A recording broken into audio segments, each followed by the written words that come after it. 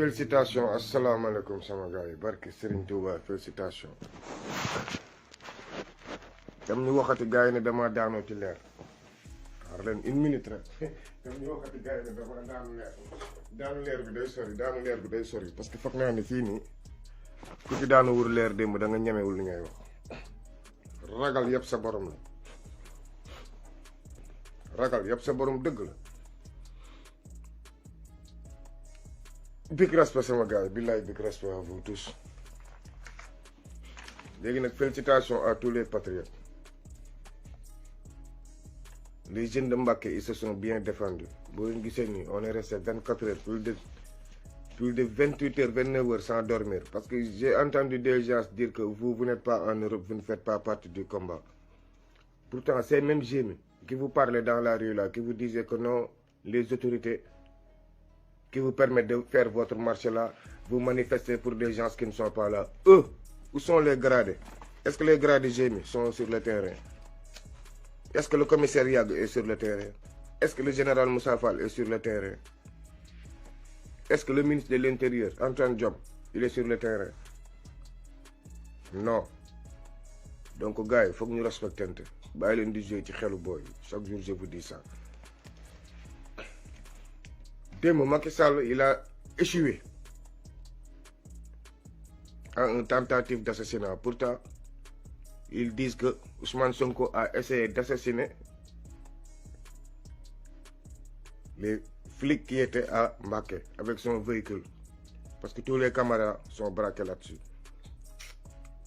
Macky Sall, je te demande une chose solennellement, sincèrement, cette fois-ci, je te le demande. Si t'es garçon, depuis une semaine, tu es près de lui pour le prendre, pour le mettre en prison. S'il te plaît, je vous demande à tout à faire, si vous êtes garçon, allez prendre le gars là. C'est plus simple, ça sera plus simple pour nous. Et félicitations aux jeunes de Keur Massar. Parce que hier, malgré que Sonko est rentré à 21h, mais les jeunes de Keur Massar, avec les jeunes de Mbacké, ils se sont débattus jusqu'à 2h du matin pour libérer leur mère. Ça, c'est des hommes, ça, c'est des patriotes. Les jeunes de Guédiawaye, Thiaroye, Route de Boune, Dakar, Sébikotane, même Thiès. Les jeunes de Thiès étaient plus déterminés hier. Pourtant, Macky Sall était à Thiès. Pourtant, vous ne le savez pas. Cette résistance-là vient de naître et c'est fini. Macky va quitter. Si on veut, avant 2024, s'il insiste. Vous qui me dites que non, grand, il n'y a pas Macky Sall n'est pas au courant. C'est pas vrai, parce que hier, c'est lui-même qui a envoyé la GIGN et la BIP. Pour que si Sonko arrive à embarquer, il le ramène par force, de force ou de gré. Ça voulait dire que même s'il prend sa vie, voilà, le véhicule de Sonko a été brisé. Pare-brise. Allez regarder les vidéos. Qu'est-ce qui a brisé ça? Allez regarder la vidéo. Ils savaient que c'était là où était assis. Pourquoi ils n'ont pas tiré sur le côté chauffeur? Pourquoi ils n'ont pas tiré sur le côté chauffeur? Donc Macky Sall était prêt hier. C'est pour ça que Sonko était plus déterminé. Vous les jeunes patriotes, il faut être prêt et très déterminé dans ce combat-là, je vous le jure, parce qu'il y aura des pertes en vie humaine. dama wax leen leneen démb xale yi fii ñu bëri dañ leen bëgg a yónnee passe booy dañoo bañ. Les patriotes ont refusé qu'on leur envoie de l'argent pour qu'ils se déplacent. Ils se sont déplacés de leurs propres moyens. Une preuve à l'appui. Beaucoup de jeunes patriotes ici, on les soutenait, mais actuellement, ils ont dit non, le combat là, c'est eux-mêmes qui le mènent. Ils ont refusé l'argent là qu'on leur soutenait. C'est très logique. Et je vous le jure, Sonko a échappé très belle hier. Macky Sall nelawul. Et il y aura une autre plainte du directeur général de la police. Il y aura une autre plainte du directeur général de la police. Outrage et agression à agent. Avertir Nalen. Mais Sonko n'était pas le chauffeur. Soyons clairs, Sonko avait un chauffeur. Et on a saccagé son véhicule. Donc là, on passe l'éponge. Tay yónnee nañ ma vidéo yu bari. Beaucoup de dignitaires religieux vont parler. L'autre jour, je vous l'avais dit. Les patriotes, vous allez subir, vous allez entendre du n'importe quoi. Mais xol yi nañ ko defaraat. on va subir on va subir, vous allez subir di ngeen dégg lu nekk sauf Sonko wasin na soyez clair là-dessus. Mais subir avec la dignité. Actuellement, c'est Macky Sall qui essaie d'étouffer Sonko, mais négativement. Comment il a étouffé Sonko? Dans la négation, en essayant de le dénigrer. Or, ça le rendait plus fort. Mais actuellement, là, depuis ce week-end-là, la balle va tourner. Et c'est vous, la jeunesse, qui allez tourner cette balle-là. Comment il faut étouffer Macky Sall positivement là où il pose ses pieds, vous posez vos pieds. Il y a étouffement négatif, il y a étouffement positif. Ça, c'est dans d'autres jargons. Il y a étouffement négatif, il y a étouffement positif. Mais c'est dans d'autres jargons. Tu l'apprends dans l'ES ou CES. Dans l'espionnage ou contre-espionnage. Parce que dès qu'il y a espionnage, il y a contre-espionnage. Donc il y a des étouffements positifs comme il y a des étouffements négatifs. Et cette fois-ci, ce que Sonko a gagné, c'est qu'il a étouffé Macky Sall parce qu'il a grouillé la piste de Thiès. Et pourtant, Thiès, Macky Sall était là pour la politique. Macky Sall, li ma la waxoon laa lay waxaat sa baay moom mu réew mi sa ndey moom mu réew mi sa papa amu fi titre foncier ñun suñu papa am nañ ko fi yow sa baay amu ko fi titre foncier boo fi am danga ko sàcc.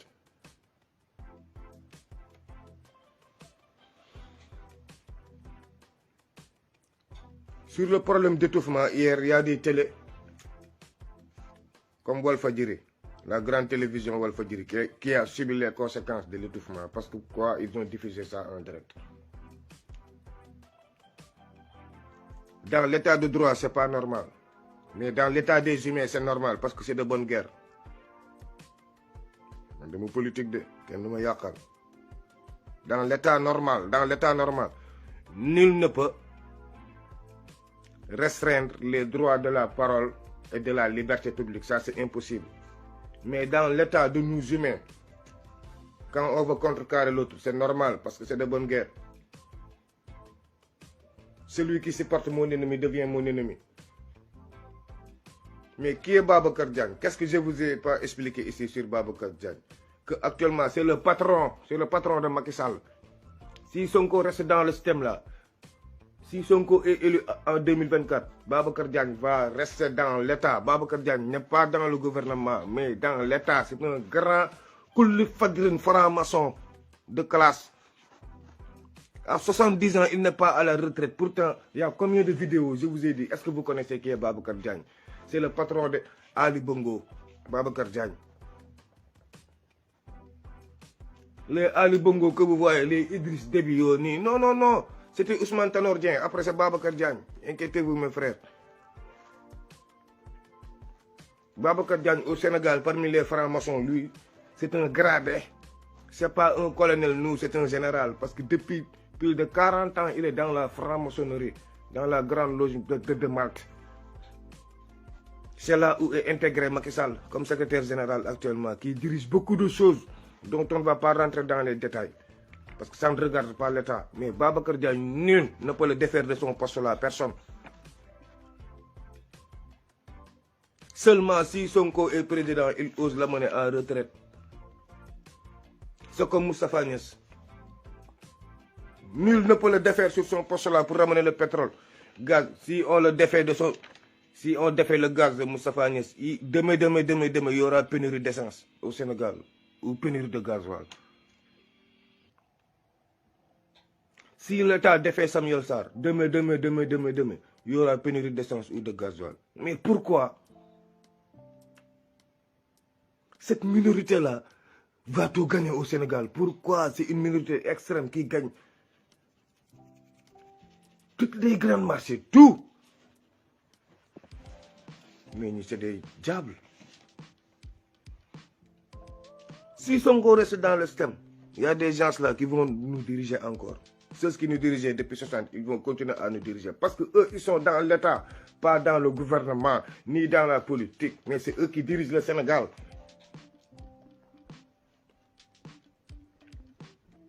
La jeunesse, Babacar Diagne, s'il fait, Il n'y a pas Macky Sall qui ose lui parler. C'est impossible parce que c'est son père, c'est son patron.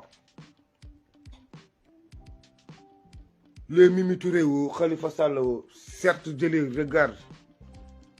Mais c'est Babacar Diagne leur patron parce qu'ils sont dans le système. Actuellement, vous pensez que le combat là, c'est un petit combat. Non, c'est un combat de système et d'anti-système comme a fait Donald Trump. Et Donald Trump a perdu lors de son premier mandat seulement. Il a fait comment pour perdre? C'est le système qu'il a pété. Actuellement, Sonko, celui qui pense que Sonko se bat avec Macky Sall, tu te trompes parce que vous trompez. C'est pour ça que je vois sa sécurité un peu brouillon là, parce que vous trompez. Mais hier, heureusement qu'il y avait 4 cercles de sécurité. Pour ceux qui ne savent pas ce qui se passe à Mbacké. Hier, il y avait 4 cercles de sécurité. Il y avait des sécurités même que Sonko ne connaît pas. Oui, il y avait des gens que Sonko n'a jamais vus, que Sonko ne connaît pas. Eux-mêmes, ils ne connaissent pas ces gens-là. Pourtant, si, ils sont de la sécurité.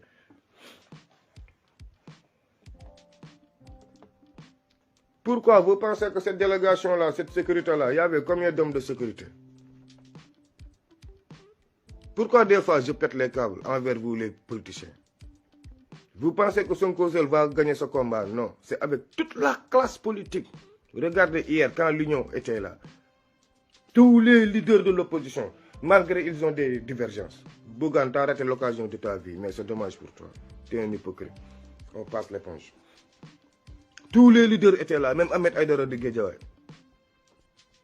Tous les leaders étaient là, mais chaque leader, il vient avec combien d'hommes? Gars, l'unicité fait la force encore une fois. Hier, il y avait Guédiawaye, Parcelles, Keur Massar. Il y a combien de maires?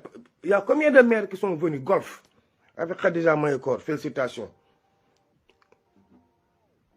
Il est venu avec combien de ces gardes rapprochés? Regardez, tous les hommes politiques, chacun avec des gardes rapprochés, ça te fait combien?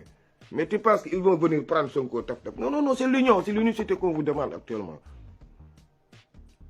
Parce que devant votre unicité hier, Macky Sall a reculé, gravement, je vous dis. Les gars, il y avait d'énormes arrestations à Mbacké hier. Il y avait d'énormes arrestations, mais les jeunes se sont battus jusqu'à 2 h du matin. Moi, je n'arrivais pas à dormir, je n'ai pas fermé l'œil. Parce qu'on sait comment se battre. Il y a des choses qu'on ne dit pas dans les vidéos, mais nous, on se bat. Et on est sur le terrain plus présent que ceux qui sont à Dakar. C'est très logique ce qu'on sacrifie, on le sait. Pour la sécurité, il y en a qui m'ont appelé pour me dire grande sécurité. Non, les gars, sécurité, c'est déjà garanti. Des hommes super entraînés, hyper entraînés, bien entraînés.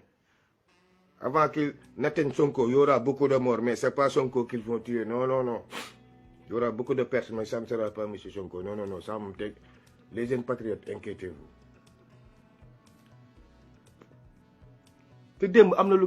Sonko a porté un boubou Baïfal. Vendredi, mais hier, bi Sëñ Touba defee rëddam démb seetlu leen seen Cheikh Jëmb Fall yéen ngeen foog xalif général des Baye Fall dina ñëw rek ne Sonko fekk Sonko ne ko damay jaar chantier bi mu ne ko nañ fa daje chantier bi. Pourtant il pouvait le recevoir là-bas dans l'autre côté. Mais bi mu ñëwee fekk tubaab bi tracé rëddam mu ne ko rëdd bi doo fi jaar boo ko jaaree dem safara. Sonko bi mu passé dem ci leen ko solal yére bi yéen da ngeen ko sol avant gars yi photo yi ba moytu leen di partager gis nga yéreem la ko sëñ bi jox. Attendez, sëñ cet habit là sëriñ yére bi sëriñ bee ko jox, sëriñ bee ko moom. Khalife général Baye Fall moo ko moom. nay leer loolu adiya boobu ci sëriñ bi la jóge te il a fallu que mu dépasser barrière bi romb. Comment démb yéen Serigne Touba moom mu mën une révolution man la révolution de Serigne Touba man xam nga fan laa ko respecté à travers l'islam. Comment à travers l'islam? C'est Cheikh Ibra Fall, notre guide, nous les restes. Allez, dans toutes les religions, il n'y a pas Cheikh Ibra Fall. Il n'y a pas. Ça n'existe pas. Partout où vous allez, il n'y a pas. C'est ça que j'essaie d'expliquer à mes amis antillais et consorts. Je dis que je ne suis pas jamaïcain. Chaque jour, ils me confondent. Moi, si vous êtes jamaïcain, mais le négatif, je ne suis pas jamaïcain. Nous sommes races depuis notre naissance. On dépasse carrément les jamaïcains. Vous connaissez Bob Marley. Nous sommes, depuis les années 1800, nous sommes des races. Nous sommes des naissances races. Et cette révolution-là, ça s'est montré hier à Mbacké. Mais comment Sinthiou peut être un révolutionnaire et puis on essaie de nous faire croire que non, à Mbacké, on ne devait pas jeter des pierres. Non, Cheikh Ahmadou Kara, t'as foutu. C'est pas toi qui vas régler ça. Je vais vous expliquer une chose très claire. Il y a une grande jalousie autour de Ousmane Sonko pour les jeunes marabouts que vous voyez là. Il y a une très grande jalousie. Moi, heureusement que je ne partage pas des audios. Heureusement que je ne partage pas des audios, ni des vidéos, soyez clairs, ni des messages de trucs. Je ne le fais pas.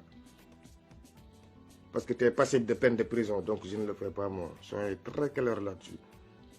Je ne vais jamais donner les vidéos, parler avec quelqu'un et puis venir vous mettre ces vidéos ou ces audios-là pour vous faire plaisir. Négatif. Négatif. Je ne suis pas ce genre d'homme. L'homme faut être gourbe. Amul ba melo bi te plus homme. C'est clair là-dessus. Bu ma kenn laaj audio, bu ma kenn laaj vidéo. Li ma yor doy na sek mais bu ma kenn laaj. Jalousie bi am tay, Seigne Modou Kara tay, quand il parle, en tant que guide religieux, il tremblait. Donc c'est pas lui qui parlait, c'est la jalousie qui parlait. Gars, nous sommes des humains. Et Seigne Modou Kara dafa tek ay fautes techniques. Yow Seigne Modou Kara. Vous la jeunesse, vous qui ne comprenez pas, attendez. Man diwaanu Sirki Jawari fii Axbaati Sara Iri laa nekkoon na kenn mënu ma fi woon tere amul lu mu si jotewul ak samay waajur amul.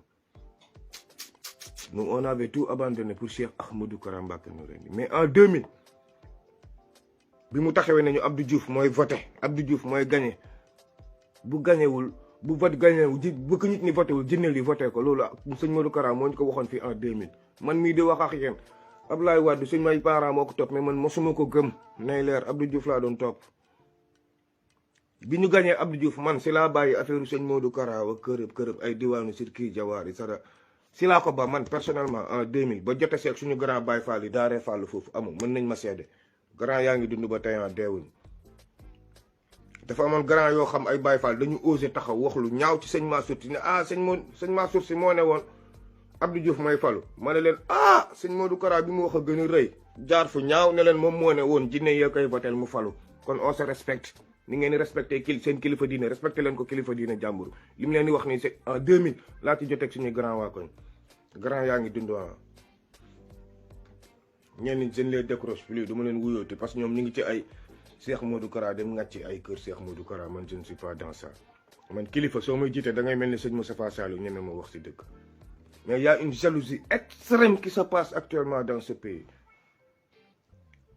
Dans toutes les maisons religieuses, quand tu les entends parler, quand tu vois leur petit-fils parler là, tu sens que là, il y a une jalousie envers qui?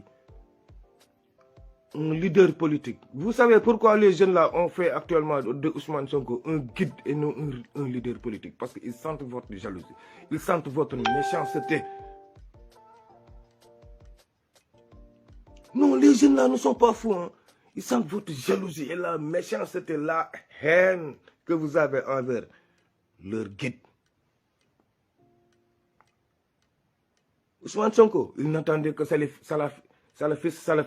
Mais dès qu'il a entendu Seydina Ousmane Sonko, hop, tous les marabouts se sont réveillés. Et se sont mis en bouclier contre lui. C'est honteux. Dès qu'il a entendu Seydina Rek, c'est mort. Tous les petits marabouts. Il n'y a pas quelqu'un qui aime Sonko. Il n'y a pas. Ça n'existe pas. Il n'y a pas. Et puis depuis ce matin, cette semaine-là, vous allez entendre beaucoup de dégâts. Les patriotes, il faut qu'on s'y porte. Il y aura des plaintes, il y aura beaucoup de déclarations. Sur l'avènement de Mbacké là, il y aura beaucoup de déclarations. Te Macky Sall ne woon naa la boo lekkee wàcc mel na kottu Bamba kottu yi ma solde Bamba kottu yi ma solde Bamba waxoon naa la ko lekkaat nga sa wàccu yaa ne woon bu Sonko mitigé Mbacké lu xaw ma lan lam tooroo raxasoo nga naan ko na la ko Farba Ngom toi qui es resté à Thiès qui a juré devant le bon Dieu que bu Sonko mitingé Thiès que bu Sonko mitingé Mbacké du moins lu xaw ma lan lam tooro buuru gedde xaw ma lan raxasoo nga naan ko ngir lii lay wuru suuli lu gars yi raxasoo naan leen ko li lay wuru suuli naan leen seen raxasit ndax bii pas man ba depuis 3 jours maa leen topp ne leen 3 live fa ngi Macky Sall nee na du wàccu lekkat su Sonko meeting su Sonko doxee Mbàkke dina ma jaaxal léegi Sonko il a fait son meeting maintenant li ngeen wàccu lekk leen ko na ngeen da ngeen koy jàpp nag jàpp bi moom c'est leer léegi dem leen jëli ko tey je ne vous le cache pas de tey bib dañ ñëwoon pour jël si ko Walfadjri parce que léegi xam ngeen lan moo nar a xew li ma leen wax keroog maa ngi ñëwaat de Sonko sera mise en résidence surveillée pour sa sécurité ñoom loolu lañ déclaré fii si chancellerie yi maa leen wax di tey te gis ngeen démb tentative d'assassinat boobu bés bu ko avocat Sonko yi bindee plainte mooy xoola état am na yoon ci moom pour encadrer ko ak waa bib ak gendarmerie jeex na su boobaa yéen patriotes yi ngeen ñàkk seen waa ji ndax dootu leen ko jege ngeen foog li ñu ko def démb tentative d'assassinat si c'était tey Macky Sall qu'on avait fait ça nga foog tey bii on allait emprisonner combien de personnes mais si Sonko dépose une plainte avec ses avocats là pour tentative d'assassinat vous les patriotes vous perdrez c'est encore un piège qu'on vous a tendu tout le monde a vu le tentative d'assassinat mais nul ne va oser déposer personne que kenn déposer seetaanal Sonko même ne va pas déposer ça jamais si le procureur même si le procureur s'autosaisit même si le procureur s'autosaisit pour dire que c'est tentative d'assassinat sur la personne de monsieur Ousmane Sonko, non c'est mort mais mes frères ils vont mettre la gendarmerie et la police pour l'encadrer autour de chez lui ce qui fait que personne ne va plus s'approcher il ne va plus se déplacer sans la police et la gendarmerie pour sa protection parce que c'est un opposant et puis c'est un leader. Allez-y, ils vont écrire de très belles choses cette semaine-là sur Ousmane Sonko, rien que pour le mettre en résidence surveillée. Je vous avertis de. Ouais. Il y avait des jeunes où je passais les dossiers. Mais comme vous les passez, ils te disent qu'ils attendent que l'officiel, voilà, hier l'officiel vous a trompé, non? L'officiel avait dit que le meeting c'était autorisé. Pourtant, l'autorisation du 24, avant-hier, je l'ai partagé avec quelques jeunes. Mais c'est dommage pour nous, Sénégalais. L'intégrité n'est pas dans les chemises ni les cravates. Ce qui réfléchit dans une personne, ce qui fait la personne, ce qui détermine la personne ne pèse pas 250 grammes. C'est le cerveau. Les jeunes, ne soyez pas décomplexés. Ce qui vous permet de capter, ça ne pèse pas 250 grammes. Khel, cerveau.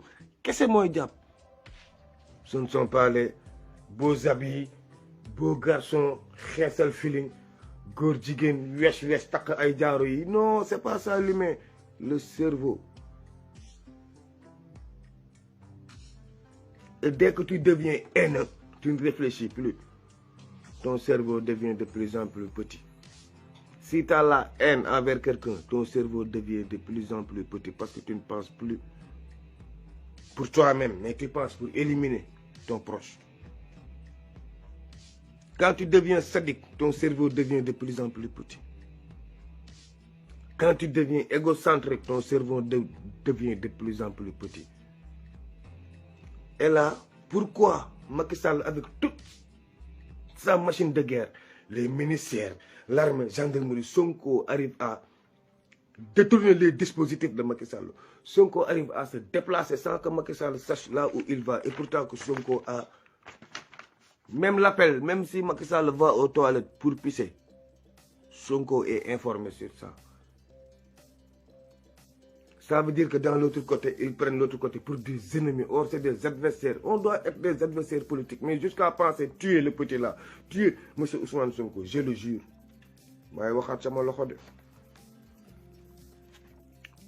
Et cette fois-ci, c'est pas Macky Sall qui a juré. Soyez clair, c'est pas Macky Sall qui a juré. Pour Ray Sonko, c'est pas Macky qui a juré. C'est un len. Sonko dina jël balle bu moy tout. Dokontomi, il va prendre une balle. Quel que soit Alpha, il va prendre une balle. S'il ne fait pas attention, même de ces gardes-là, ils vont prendre des balles. Ça, c'est automatique. Parce que ces gardes-là, la défiance qu'ils ont montrée à Macky. Gars, réunion de sécurité, je le jure. Si la police bloque encore la route, pour manifestation non autorisée. En cas de riposte, il y aura des morts. Hier, les élèves, ils avaient amené des élèves. Et hier, il y avait beaucoup de problèmes au sein de la police. Parce que c'était mal géré. Beaucoup de problèmes au sein de la police. Parce que pourquoi Sonko a contourné leur dispositif? Pourquoi M. Sonko a contourné leur dispositif? Et ils ont reçu des ordres, c'est clair. Cette fois-ci, ils vont venir avec des armes normales. Pour vous les gardes-corps là, actuellement, il faut qu'on soit prêt. Il faut qu'on soit prêt. Tu jëmmi Ousmane Sonko gi gënal ñu suñuy jëm nay leer de. Il faut sauvegarder que la personne de Ousmane Sonko. Ça veut dire que tout le monde doit être prêt à donner son sang. Tout le monde doit être prêt à donner son sang. Et il y aura des vies qui vont tomber. Man moom duma jaar ci gauche droite dama leen di wax dëgg bi muy jeex tàkk. Ku koy encaisser ko ku koy wàcc ko. Mais ça doit passer. Parce que moi j'ai fait 2 jours sans ne pas dormir. Vous avez entendu ma voix là, sama bopp bi day metti xam naa lu ma dal. Parce que ñun combat bi niñ ciy nekkee du ko surveiller yéen doo leen ci nekk noonu yéen yaa ngi ci fugg bi ci terrain bi day am ñuy surveiller nag. Ñeneen ñiy def sécurité Sonko soxlawul mu leen xam. Ndax combat bi dafa am ñoo xam ne ñu ngi ciy def seen dërëm ñoo xam ne ils ne sont pas des investisseurs comme Macky Sall. Et pour clôturer, je vous donne un secret de polichinelle. Macky Sall, il n'a jamais été élu en 2012. Macky Sall n'a jamais été élu. Et je signe, je persiste.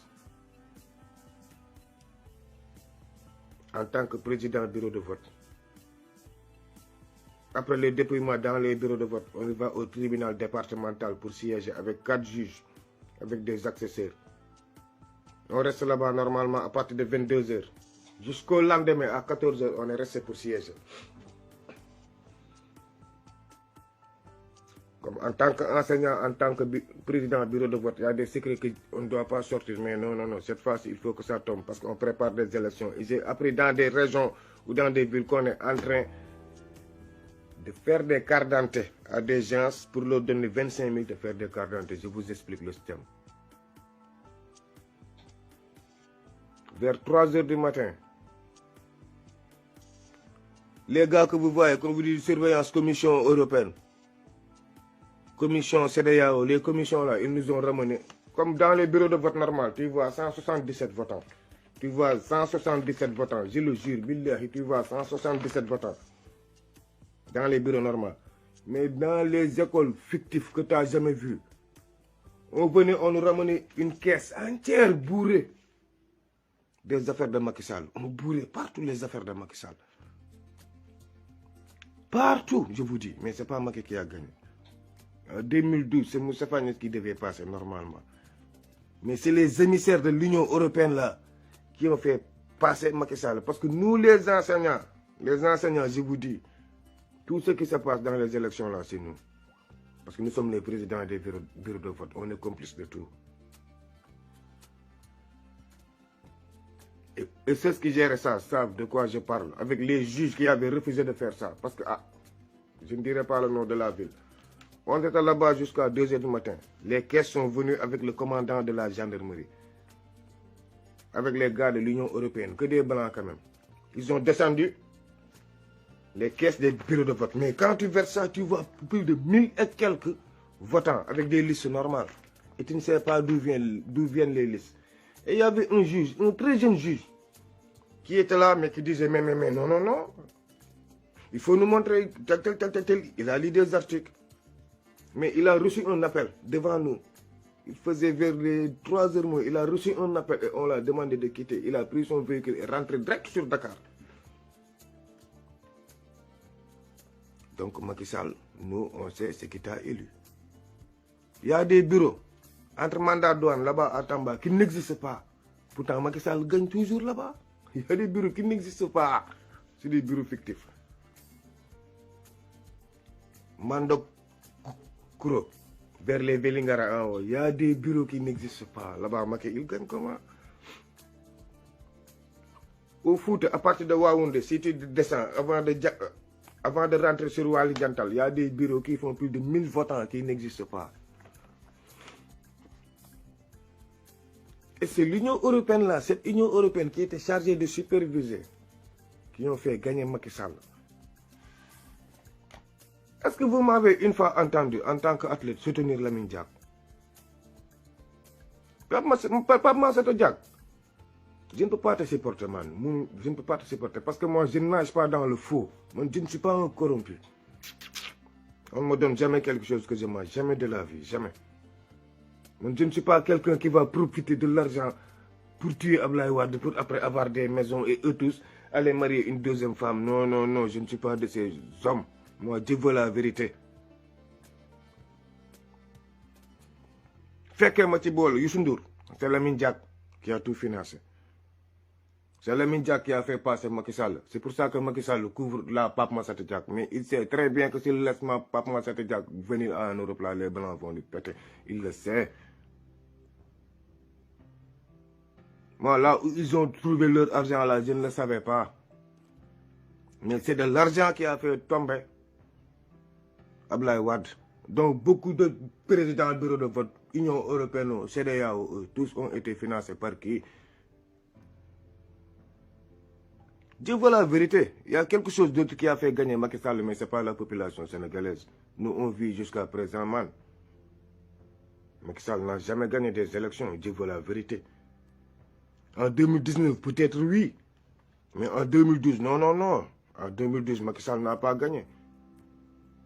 Et c'est ce qui ont fait que Benno Siggi Sénégal s'était séparé entre Moustapha Niasse et Ousmane Tanor Dieng. C'était là le piège pour faire passer Macky Sall. Mais ce n'est pas Macky Sall. Macky Sall, c'est le PGA avec Lamine Diack. C'est les gars là, c'est les zombies d'homosexuels là qui l'ont fait passer. Attendez, avec Lamine Diack. Soyez clair, avec Lamine Diack. Je signe, je persiste et j'ai les documents. C'est Lamine Diack. Et j'étais là où on faisait les dépouillements avec les 4 juges. Et le juge qu'on a appelé pour lui dire que quitte la salle, il a quitté. Mais qui ose l'appeler à cette heure-là? Ne me dites pas que c'est Ablaye Wade.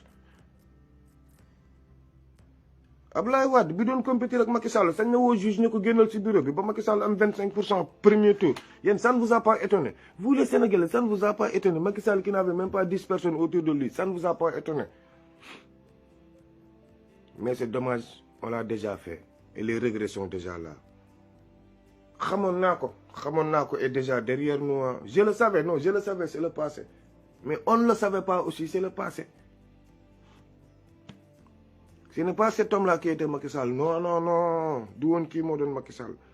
Mais kuy wut, ku amagul, munoo xam jikkoom. Celui qui se cherche, tu ne vas jamais connaître qui il est, jamais de la vie. L'homme est noir, l'homme est mystique. Patriote, préparez-vous. Les 10 mois qui nous restent là, ça sera comme qui? Safa ak Marwa. Voilà, les 10 mois là, on le fait comme Safa Marwa. Maintenant, nous tous, nous sommes au pèlerinage de la Mecque. Dès que Sonko sort, préparez-vous pour Sandi Jamra, pour les Jamra. Dès que Sonko sort, si Seytaane sort, si Satan sort, si Macky Sall sort avec ses policiers, hop, Jamra, Sandi Jamra, Tahiyat lillahi, Zakiyat lillahi, Tayyibat salawat lillahi, assalamu alayka ayyuha an-nabi wa rahmatullahi wa barakatuh, assalamu alayna wa ala ibadi. Jamra pour dàq Seytaane, pour dàq Macky Sall, loolu rek ko fi mun dàq. Jamra, Sandi Jamra, kese fi mun dàq Macky Sall fu mu toll nii, Jamra rek. Mu dem waa Mbàkke seen solution bi j'ai trop aimé ñu ne Sandi Jamra. ñoom ñëpp ñu ngi xaar julli rek ne buñ jullee ba pare war nañ dem sànni ji Jamra. léegi nag Sonko mu ngi def ay tawaafam mu ngi dox Safa ak Marwa.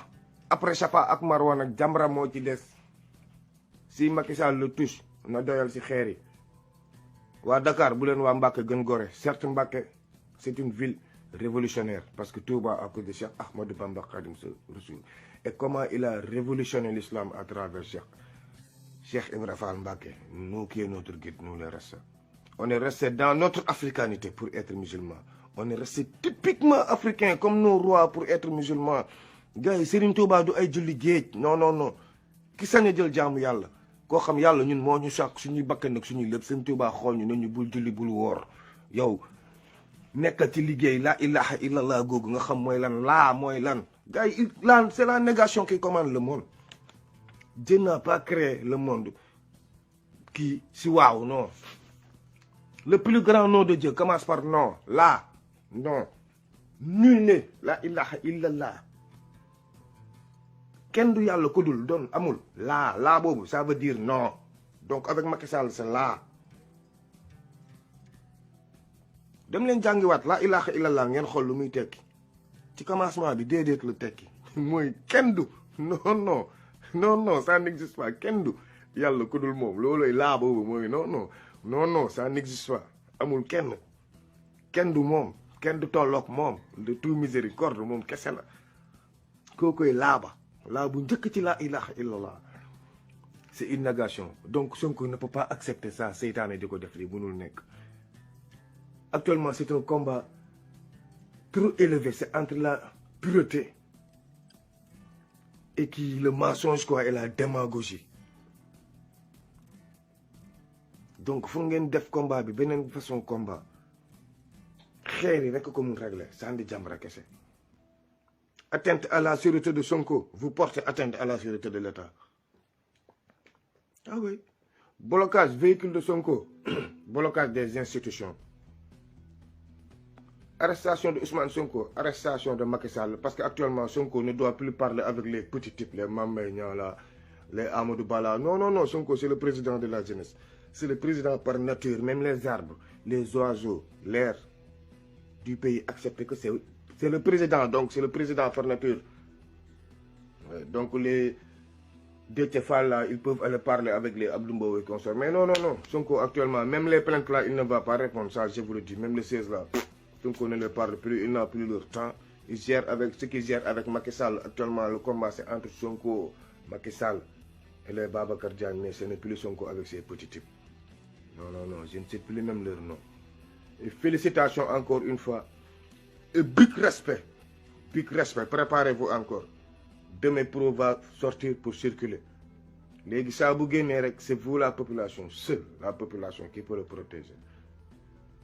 Seule.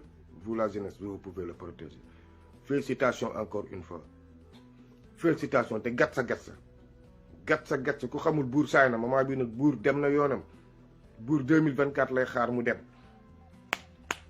ñafal na saf félicitations sama boy félicitations encore une fois